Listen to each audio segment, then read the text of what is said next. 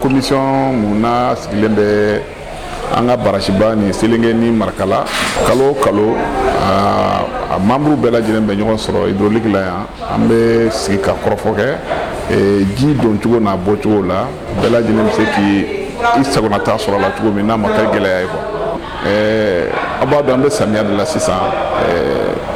ji bɛ donna ni fanga ni waati ninnu na donc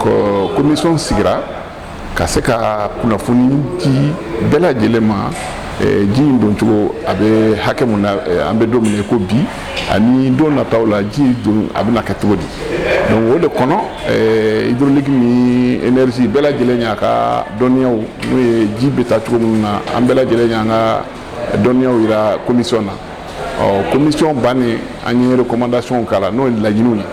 laɲiniw tɛ dɔwɛrɛ ye k'a fɔ fɛn fɛn sigilen bɛ babolo ninnu na o k'i janto yɛrɛ la parce que ji ye fɛn ye a tɛ mɔgɔ bolo donc a bɛ se ka bali ka na donc mɔgɔw k'i janto u sigiyɔrɔw la Selenge fana a yirala Selenge la hakɛ dɔ de bɛ yen a man kan ka tɛmɛ o la yanni kalo tile 15 cɛ parce que kalo tile 15 in na an bɛna réunion wɛrɛ kɛ pour k'a lajɛ ji bɛ don na cogo min na ni dɔ bɔra fanga la ou bien ni dɔ de farala fanga kan an ka se k'o dɔn parce que Selenge baraji a ka kan ka lakɔlɔsi de parce que ni ji nana ni fanga cogo dɔ la fana a bɛ se ka kɛ kɔlɔlɔ ye a ma n'i y'a dun sera kɔlɔlɔ ma kɔlɔlɔ bɛ se Bamakɔ yɛrɛ ma donc commission yɛrɛ sigi bakuruba yɛrɛ y'o de pour que ji min bɛ na Selenge a ka se ka jate minɛ a ka se ka labila hakɛ kɔnɔ k'a sɔrɔ a ma degun lase baraji yɛrɛ ma a ma degun lase Bamakɔ population yɛrɛ ma. An kɔni ka baara ye ka ji tɔrɔkɔtɔ ka ji fɛngɛ ka ji lakana ka ɲɛ lɛ kɔnɔ parce que lɛ fila de b'an bolo kelen bɛ Selenge kelen bɛ Manukura mais an kɔni baara ye mun ye ka ji tɔrɔkɔ pour que vraiment sɛnɛkɛlaw bɛ se ka ji sɔrɔ cogo min o de y'an ka baara ye office la maintenant mun ye ka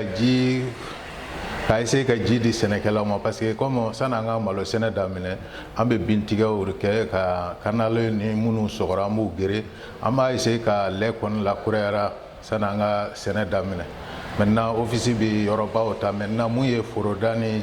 jidoda ninnu sɛnɛkɛlaw fana ka baara de olu ko b'a bin tigɛ pour que ji bɛ se ka taa cogo min o ye sɛnɛkɛlaw ni yɔrɔ ye bon maintenant an kɔni bɛ ji dayɛlɛ k'a di sɛnɛkɛlaw ma mais comme a fɔra ko ɲinan san caman bɛ na maintenant n'an ye ji dayɛlɛ n'an ye san ye n'an ye san finɛ n'a bɛ na an bɛ taa an ka ji datugu mun ye irrigation ji ye ji min bɛ bɔ fɛngɛ baraji la ka don malo foro kɔnɔ an bɛ t'o datugu maintenant ni o datugura hali ni san nana bon a tɛ tiɲɛni kɛ parce que n'an m'a datugu an ka ji bɛ ka don lɛ kɔnɔ sanji fana bɛ don lɛ kɔnɔ ji fila faralen ɲɔgɔn kan a bɛ na ni tiɲɛni donc o kama an bɛ ji datugu n'an ye ji datugu maintenant n'a ye tile damani kɛ ni sɛnɛkɛlaw mago bɛ ji la an b'a dayɛlɛ ka ji d'u ma nin bɛɛ ye pour que ka an ka lɛ lakana pour que vraiment sɔrɔ bɛ se ka yiriwa cogo min an bɛ se ka fɛngɛ fantanya kɛlɛ ka dumuni yiriwa an ka zone kɔnɔ mun ye Selenge n'a Lamini